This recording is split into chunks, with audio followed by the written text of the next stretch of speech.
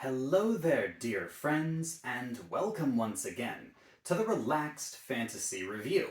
Today, we're going to be talking about a subclass of the Paladin, straight out of Tasha's Cauldron of Everything, the Glory Paladin. The Oath of Glory is a paladin that feels very paladin-y to me. Actions instead of words, and having a sense of purpose and a sense of greatness and, yeah, glory. It's a cool concept, very on point. Mechanically, how do they work? Let's have a look, see what they get.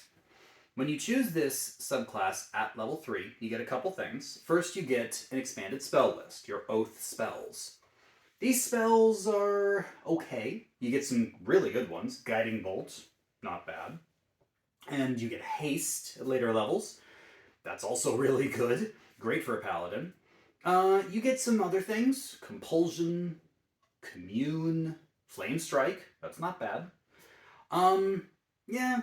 Enhanceability. There's some cool ones. There's some not so cool ones. This spell list is a bit hit or miss. I say 6 out of 10 for their enhanced spell list. You also get your Channel Divinity options. Remember, you can use these once per short rest.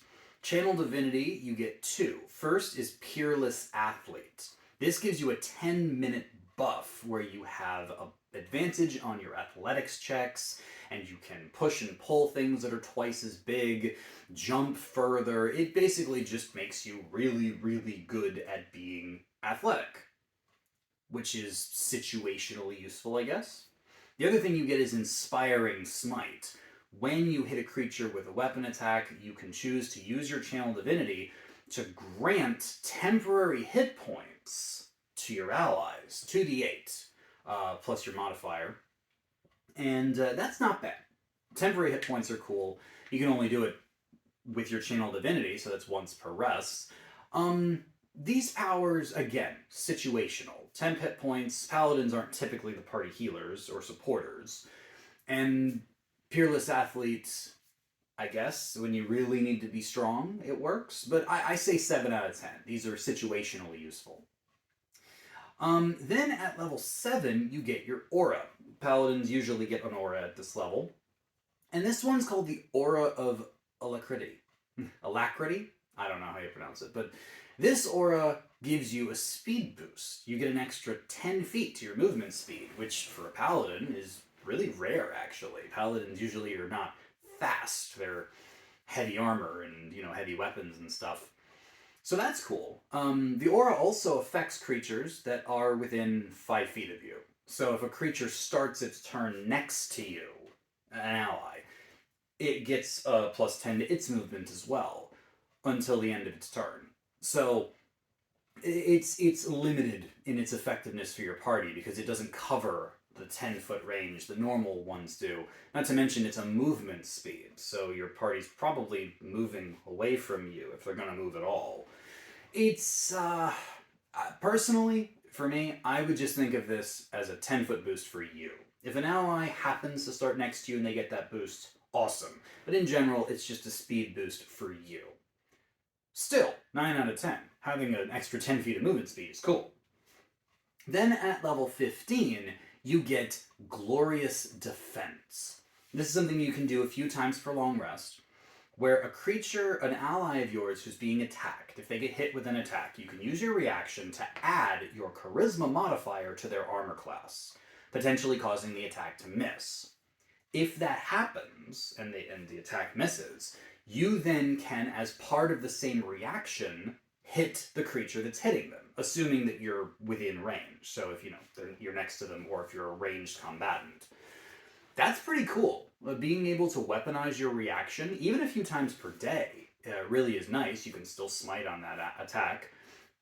And defending an ally. This really feels like a support style paladin. But yeah, extra AC for your allies, reaction attacks, 9 out of 10. I'd give it a 10 out of 10 if you could do it, a couple times per short rest, but a couple times per long rest works too. Finally, at level 20, you get your capstone. Like most paladins, it's a super form that you take. It's called Living Legend. You use a bonus action, And for 1 minute, you get some extra powers. You get advantage on all your charisma checks, so I guess if you really need to persuade someone, this would work. You also, once per turn, can hit if you miss with a weapon attack. This isn't advantage, this isn't a reroll. This is just, I swung, I missed, no I didn't. I hit. It's almost like legendary resistance, except it's legendary attack. That's what I want to call it, legendary attack. But you can do it once per turn, and this form lasts for a minute, so that's 10 attacks that if you missed, no you didn't. And you get to reroll saving throws, so if you fail a saving throw, you can reroll it. You have to take the second roll, so you could potentially fail worse, but, you know, what's the harm, really? It's a really potent super form, you know?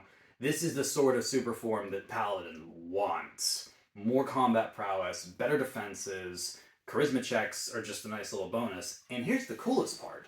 You can do this once per long rest for free, but you can also spend a 5th level spell slot to do it. So, in reality, you can do it a couple times per day if you're willing to spend your spell slots. And these are spell slots you're not going to spend smiting.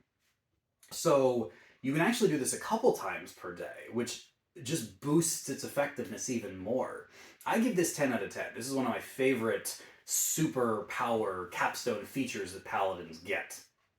All in all, this is the kind of Paladin that gets better as the game goes on. Their lackluster spell list and their channel divinities being very situational isn't great, but then they get better speed and a cool reaction attack and an awesome super form. If you're going to play them at level 20, this is a great pick. I would give this overall 8 out of 10. Just be aware that you're going to be leaning into your more standard Paladin stuff, your Divine Smites, your other magic, a little more frequently in the early game. And as you get further into the game, you might get some of those awesome features. It's just a shame they take so long to come online. Still, 8 out of 10, not bad at all. This has been the Relaxed Fantasy Review. If you enjoyed the video, please like and subscribe down below, and keep your eyes peeled for more subclass reviews coming down the line soon. Have a good one, my friends.